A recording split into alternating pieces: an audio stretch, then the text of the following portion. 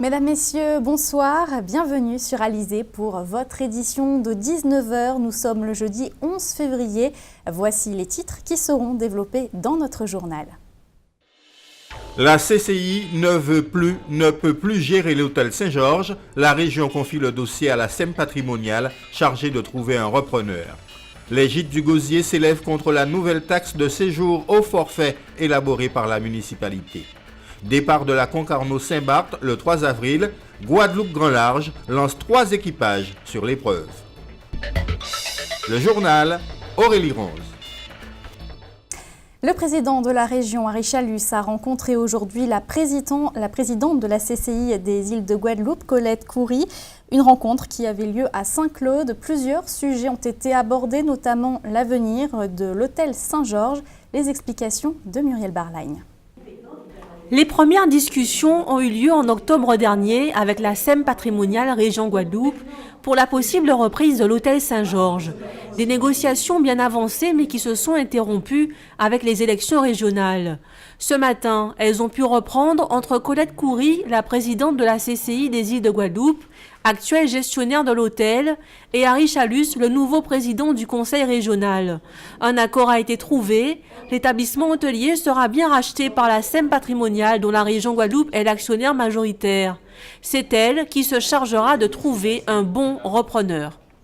Je pense qu'on a assez en Guadeloupe de voir des repreneurs, des gestionnaires d'hôtels recevoir des fonds européens, avoir la défisque et 5 ans après découper les hôtels, les vendre et partir.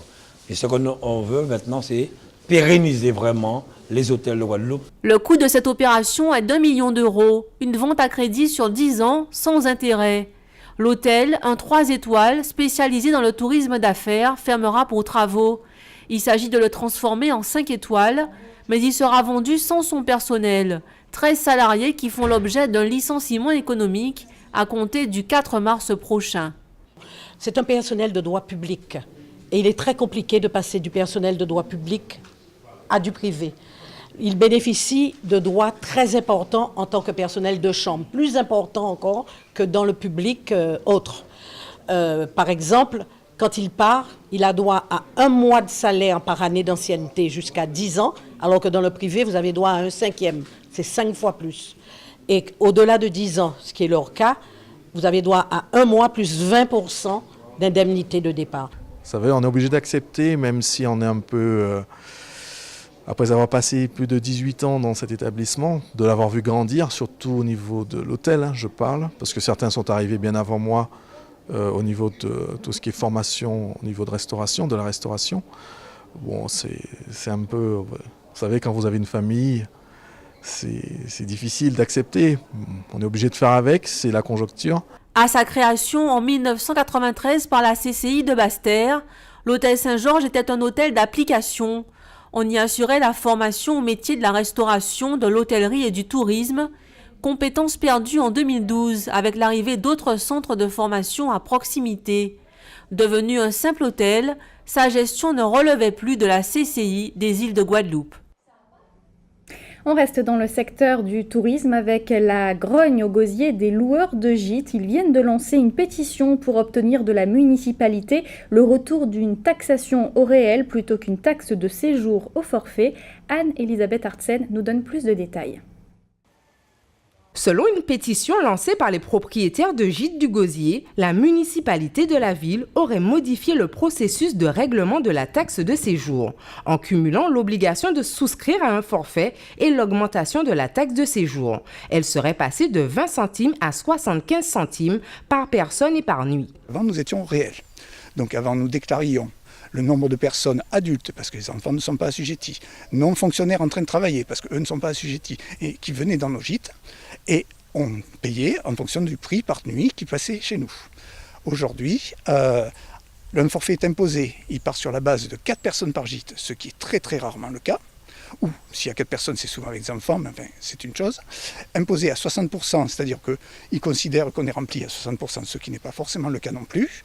Donc, grosso modo, Personnellement, j'ai fait mon calcul sur les derniers mois de l'année où cette nouvelle taxe est applicable. Ça multiplie par 12 ce que j'aurais payé précédemment. J'ai donc signé la pétition qui s'est instaurée, je ne sais pas grâce à qui ni quoi que ce soit, parce qu'elle correspond à un problème qui se pose. Parce que du jour au lendemain, payer 12 fois plus cher, sans motivation à mon sens. Après, il se dit que c'est parce qu'ils n'arrivent pas à contrôler ceux qui trichent.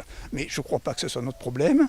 Et donc voilà, ça me gêne beaucoup. Cette nouvelle réglementation pour la taxe de séjour concernerait 350 gîtes. La mairie du Gosier devrait à ce titre organiser un point presse ce vendredi 12 février pour clarifier la situation. Affaire à suivre. Un mot de politique avec le président français François Hollande qui a procédé aujourd'hui au remaniement du gouvernement. La ministre des Outre-mer Georges-Paul Langevin garde son portefeuille. Elle s'est également réjouie que ce nouveau gouvernement compte plusieurs ultramarins, notamment la Guadeloupéenne Hélène Geoffroy, la Réunionnaise Erika Barreit ou encore la Saint-Pierraise Annick Girardin.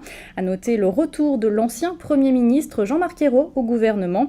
Il devient ministre des Affaires étrangères. Santé à présent avec l'épidémie de Zika. Pour l'instant, 17 cas ont été confirmés en Guadeloupe. La semaine dernière, la communauté d'agglomération de Cap Excellence mettait l'accent sur la prévention. À Bémao, une association fait d'ailleurs du porte-à-porte. Julien de Kuyper et Quentin van der Stichelen les ont suivis cet après-midi. Selon les dernières estimations, le virus du Zika continue sa progression en Guadeloupe, avec à ce jour 17 cas confirmés. Pourtant, du côté des habitants, les avis quant à la dangerosité du virus et la prévention effectuée face à cette menace ne font pas l'unanimité. Alors non, ça m'inquiète pas. En fait, c'était pareil pour les chikungunya. Au départ, on entend juste, il y a quelques cas et tout, on entend que, ouais, par exemple, on a un voisin qui a le Zika et même si on prend des précautions, on sait que ça va nous arriver en fait. Ça inquiète quand même parce qu'on sait que c'est un moustique qui le propage, mais on ne sait pas d'où ça vient.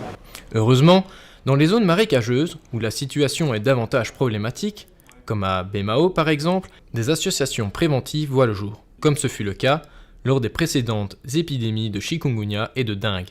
Bémao a créé une cellule de veille sanitaire et donc nous allons chez l'habitant par quartier et en fonction aussi de la demande. Parce que si nous savons qu'il y a par exemple une personne malade à tel endroit, donc systématiquement nous y allons. Donc c'est le porte-à-porte qui est vraiment la chose à faire. Nous devons leur demander l'autorisation de pénétrer. Et à partir de là, nous faisons le tour de la maison ou de la propriété et contrôlons s'il y a des gîtes larvaires. Donc à ce moment-là, s'il y a des gîtes, nous leur demandons de renverser les récipients et nous leur préconisons les conseils, les recommandations. Et donc les affiches, vous les mettez où en général? Elles sont collées où? Alors, nous avons commencé par mettre dans les bâtiments administratifs, dans les maisons de quartier, les pharmacies et chez les commerçants. Donc, on n'a pas encore tout fait, donc on commence. Il y a un public, notamment les personnes âgées, qui, comme pour elles, c'est pas les moustiques, bon ben c'est rien. Mais quand on connaît les conséquences, donc nous sommes quand même obligés de leur prodiguer les conseils. Comme dit le proverbe, mieux vaut prévenir que guérir. À qui veut bien l'entendre, évidemment. Je suis une femme forte. Même quand je suis malade, je viens travailler. Donc ça, je ne crée pas le Zika. Et toujours au sujet du Zika, la ministre de la Santé, Marisol Touraine, a indiqué en début de semaine que les dons du sang effectués dans les zones infestées par le virus seront systématiquement testés. La Guadeloupe est donc concernée. Bonsoir Nathalie Moulin. Bonsoir. Vous êtes chargée de communication au sein de l'établissement français de sang Guadeloupe-Guyane. Alors face au Zika, quelles sont les mesures prises pour encadrer les dons du sang dans notre département? Alors effectivement, pour prévenir tout risque de transmission du virus par transfusion sanguine, le FS a mis en place diverses mesures. Donc déjà depuis le 4 janvier, toutes les femmes enceintes qui doivent être transfusées reçoivent des produits sanguins provenant de métropole. Ensuite, les personnes qui ont séjourné dans un pays où sévit le virus Zika font l'objet en fait d'une contre-indication temporaire de 28 jours au don de sang. Et puis, comme Marisol Touraine l'a annoncé, dès le 15 février, donc dès ce lundi, tous les prélèvements en fait, qui sont réalisés aux Antilles seront systématiquement dépistés en virus Zika. Le laboratoire se situant au niveau de Marseille. C'est le laboratoire expert de l'EFS qui va réaliser ces examens. Alors, depuis qu'on sait qu'il y a des cas de Zika en Guadeloupe, est-ce que l'EFS a constaté que les Guadeloupéens donnaient peut-être un peu moins leur sang ? Alors, de manière générale, on n'est pas énormément donneurs de sang en Guadeloupe, mais c'est vrai que depuis qu'on est rentré en phase épidémique, on n'a pas constaté qu'il y a moins de prélèvements. Mais toujours est-il qu'effectivement, on a toujours eu un souci au niveau du nombre de prélèvements en Guadeloupe, mais ce n'est pas dû au virus ou...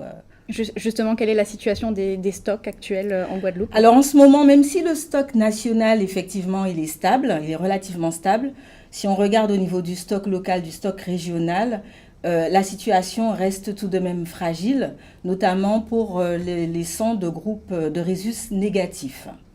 J'imagine qu'avec les jours fériés, les jours gras, ça n'a pas arrangé les choses. Ça n'a vraiment pas arrangé les choses. Pendant 2 jours, on n'a pas pu collecter, mardi gras et mercredi décembre, donc on a perdu 2 jours de collecte. Et donc, on profite pour lancer un appel aux Guadeloupéens pour qu'ils puissent venir donner leur sang. Est-ce que vous pouvez rappeler justement aux téléspectateurs à quoi servent concrètement ces dons du sang, qui peuvent sauver des vies ? Alors, le don du sang, déjà, il faut savoir qu'il n'y a aucun produit de substitution. Quand un patient a besoin de sang, on est obligé de lui transfuser du sang. Il sert notamment pour les drépanocytaires. Vous savez, la drépanocytose, c'est une maladie génétique du globule rouge. Et donc, les drépanocytaires... le sang le plus compatible pour ces patients, en fait, il s'avère que c'est le sang provenant de donneurs afro-antillais, parce qu'on a des similitudes entre ethnies. Donc c'est très important que les Guadeloupéens, que les Antillais d'une manière générale puissent donner. Il sert aussi aux femmes enceintes qui peuvent faire ce qu'on appelle une hémorragie de la délivrance, des personnes qui sont atteintes de cancer après leur chimiothérapie, elles ont besoin de poches de sang, les accidentés de la route, les personnes qui se font opérer, etc. Et l'EFS, donc, qui organise demain la grande collecte, ce sera au Centre culturel Rémy Ninsouta. Tout à fait. Donc, demain, vraiment, on profite de la fin de la semaine, après les jours gras, pour consolider vraiment notre stock de produits sanguins. Et on organise une grande collecte de sang demain au Centre culturel Rémy Ninsouta, à Pointe-à-Pitre, de 8h30 à 13h. On a un objectif de 60 dons. Donc, on espère de 40 dons, pardon. On espère donc recevoir 60 donneurs, 60 candidats aux dons. Et cette collecte va vraiment nous permettre de réajuster les stocks parce que oui, pendant 2 jours, on n'a pas pu collecter et que depuis le début des vacances, en fait, il faut savoir que chaque vacances est une période sensible à l'EFS, puisque les donneurs se font de plus en plus rares, ils partent en vacances, ils n'ont pas vraiment la tête à ça. Et donc, depuis le début des vacances, on constate une nette diminution de nos prélèvements en Guadeloupe. Et donc, on rappelle ce rendez-vous donc demain dès 8h. Donc, dès 8h30, jusqu'à 8h30 13h au Centre culturel Rémy Ninsouta.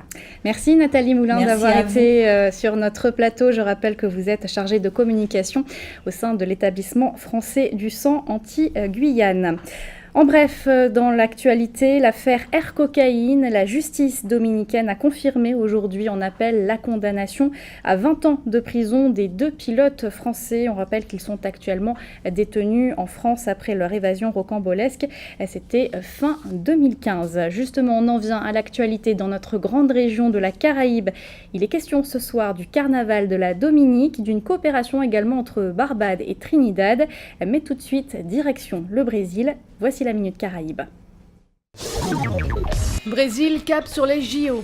Eduardo Paes, le maire de Rio de Janeiro, ne cache pas son émotion d'assister le 5 août prochain à la cérémonie d'ouverture des Jeux Olympiques, laquelle se tiendra dans le stade de Maracanã. Selon le journal O Globo, le show promet d'être grandiose. La cérémonie durera 3h37 minutes et célébrera l'humain, l'optimiste et la fête sur fond de musique carioca. Un peu comme si le carnaval de cette mégalopole de plus de 6 millions d'habitants se transportait temporairement dans cette enceinte sportive flambant neuf. Pourtant en 2013, l'édile local n'avait pas eu des mots assez forts contre les autorités sportives du pays, jugeant honteux que les Jeux Olympiques aient été confiés au Brésil à des dirigeants qui seraient incapables d'administrer le sport de haut niveau avec la qualité requise pour ce type d'événement. Depuis, le maire a changé d'avis et supervise personnellement les travaux en cours, rêvant pour sa ville d'un destin à la Barcelone, métamorphosé après les Jeux Olympiques de 1992. Dominique faire du carnaval un produit économique. Le directeur du tourisme de la Dominique, Colin Piper, a fait part des retours très positifs qu'il a reçus du Mas Dominique 2016. Aucun incident n'est à déplorer, les Dominicains se sont bien amusés, tant pour les pré-spectacles que pour le jump hump dans les rues, et les groupes se sont renforcés. Colin Piper informe qu'une expertise sur le carnaval sera lancée afin de mieux l'organiser pour l'année prochaine et invite les partenaires publics et privés ainsi que la population à donner son avis. Déjà, il rappelle que le carnaval de la Dominique 2016 n'a pas pu être financé à la hauteur attendue en raison de l'impact économique causé par la tempête Erika. Colin Piper souhaite désormais structurer l'offre événementielle de la Dominique qui comprend le carnaval et les festivals pour qu'ils deviennent des produits attractifs pour la clientèle extérieure. Le directeur du tourisme de la Dominique rappelle que l'événementiel génère des retombées économiques et d'emplois pour le pays et qu'à ce titre doivent être plus fortement promus. Barbade coopération avec Trinidad. La Fondation nationale de la culture de Trinidad a fait équipe avec le Barbados Tourism Marketing pour lancer le Crop Over We Go. Il s'agit pour les deux îles de faire promotion commune du carnaval auprès des différentes télévisions, radios et autres supports médiatiques. Le ministre de la Culture de la Barbade, Stephen Lashley, s'est dit particulièrement satisfait des retombées économiques et images qu'a généré cette promotion commune. Le carnaval de Trinidad est particulièrement connu et a permis d'attirer un grand nombre de touristes en combiné de produits sur les deux îles. Le ministre de la Culture de Barbade informe qu'avoir lancé l'action Crop Over We Go en pleine saison carnavalesque a permis le succès de l'opération. Les ministres du tourisme des deux îles ont prévu de se rencontrer très vite pour travailler sur d'autres actions communes. Des discussions sont déjà en cours pour approfondir les relations culturelles entre les deux pays, y compris dans les domaines spécifiques de coopération technique, dans le steel pan et la conception de costumes. Retour en Guadeloupe avec le décès de César Dursin, l'ancien percussionniste guadeloupéen du groupe Cassav est décédé ce matin au CHU de Pointe-à-Pitre. En 2010, il avait été victime d'un AVC, ne se déplaçait plus qu'en chaise roulante. Il a succombé à un coma diabétique. Après son départ de Cassav, César Dursin avait sorti l'album Outsider en 1991, qui fut d'ailleurs son premier opus, avec l'apparition de Patrick Benoît au chant dans le titre Villa. Direction la mer à présent, ils représenteront en avril prochain la Guadeloupe lors de la Transat AG2R Concarneau-Saint-Barth. 6 jeunes skippers ayant intégré le programme de formation Guadeloupe Grand Large seront sur la ligne de départ. Présentation avec Éric Pommier. Le 11 février 2016 fera date dans le cursus voile de ces 6 jeunes skippers en herbe.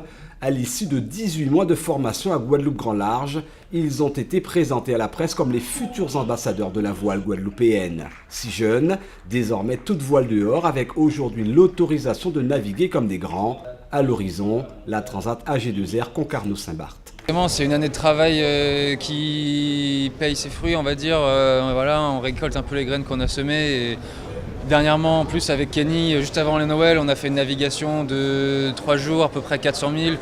Tout s'est bien passé. On était vraiment en harmonie avec Kenny. À la fin de cette navigation, on s'est dit ce serait pas mal qu'on se fasse une petite AG2R ensemble. Le plus dur reste à faire. Hein. Depuis le début, on a le couteau entre les dents. Donc voilà, on lâche rien. Il y a encore du boulot à faire. On n'est pas encore au départ. Là. Rien n'est encore fait. Voilà. L'aventure au large fait rêver. 11 prétendants étaient sur la liste, seulement 4 places étaient à pourvoir, soit 2 équipages au total et une équipe remplaçante. C'est tout de même un équipage de plus que lors de la première promotion, celle représentée par Nicolas Thomas et Arthur Pratt. Unis dans l'aventure et partenaires de choix, la région et la SEM patrimoniale ont permis une fois de plus l'émergence d'une nouvelle cuvée. Une belle aventure, mais c'est avant tout une formation de professionnalisation de jeunes au métier de la mer et à la professionnalisation de skippers professionnels. Donc double formation et puis pour former aussi tout simplement des hommes. Je pense que c'est une belle aventure qui concourt à l'insertion professionnelle de nos jeunes qu'il faut encourager. 3 bateaux seront donc au départ le 3 avril prochain à destination Saint-Barthélemy. Ces jeunes auront la lourde mission de se frotter à une course réputée musclée, étape incontournable dans la vie d'un marin. La difficulté, c'est que c'est une course où sont engagés des skippers de très haut niveau. On est sur le haut niveau, à limite national, voire international. Eux, c'est leur première course, disons, de haute compétition en Figaro. Par contre, ils ont un petit peu aussi la jeunesse avec eux, cette insouciance qui peut faire des miracles. Figaro, il faut savoir que c'est une série qui est très pointue. C'est des figaristes qui naviguent toute l'année sur leur même support. Et là, vous avez une équipe de formation qui se forme depuis 18 mois et qui va prendre le départ. C'est clair et net qu'il ne faut pas s'attendre qu'ils vont donner des faveurs. Avant de jeter l'encre pour l'édition 2016 de l'AG2R, la sélection Guadeloupe Grand Large devra avant tout faire ses preuves dans quelques jours à Antigua pour la Caribbean Rock, étape qualificative. De la culture à présent, le mois de l'Afrique se poursuit en Guadeloupe et jusqu'au 29 février, l'école I2M Subdeco propose une exposition de photos intitulée Les Pépites Noires. C'est à Pointe-à-Pitre. Visite en compagnie de Karine Gelman. Des sportifs, des écrivains, des sourires de légende, des hommes et surtout des femmes.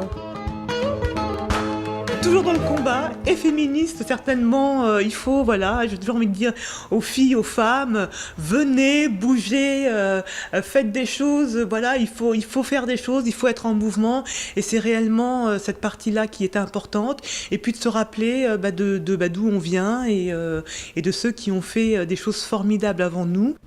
I2M, une école de management située à Pointe-à-Pitre, entend bien faire devoir de mémoire en exposant au fil de ses cours des figures marquantes de l'Afrique jusqu'aux États-Unis en passant par les Caraïbes aux yeux de ses étudiants. Et il était effectivement important que nos jeunes arrivent effectivement à voir tout ce qu'a fait la communauté afro-africaine pour qu'ils arrivent effectivement à se représenter.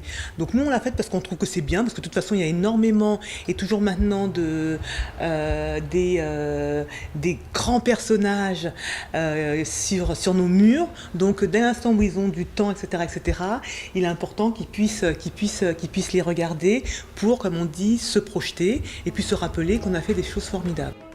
Des figures qui ont construit l'histoire, une histoire de femmes en politique et de femmes de paix, un combat de droits civiques, un combat pour les femmes, mais aussi un héritage musical de Youssou N'Dour à Baba Mal, à Angélique Kidjo, à Ali Farka Touré, jusqu'aux rives de la Guadeloupe, avec Patrick Saint-Éloi.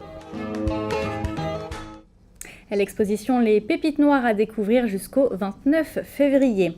On va jeter un coup d'œil sur vos prévisions météo pour demain matin. En Guadeloupe, le soleil, comme vous le voyez, sera au rendez-vous, avec tout de même un léger voile nuageux. Les températures, elles, seront comprises dans la matinée entre 24 et 26 degrés. C'était le journal de la rédaction. Merci de votre fidélité. Dans quelques instants, votre rendez-vous sportif quotidien. Minute Sport suivi du journal de TF1 et des pronostics hippiques de Prévert-Mayengo.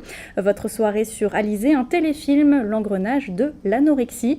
Pour ma part, je vous donne rendez-vous demain à 12h30 pour toute l'actualité locale et régionale. Je vous souhaite une excellente soirée sur Alizé.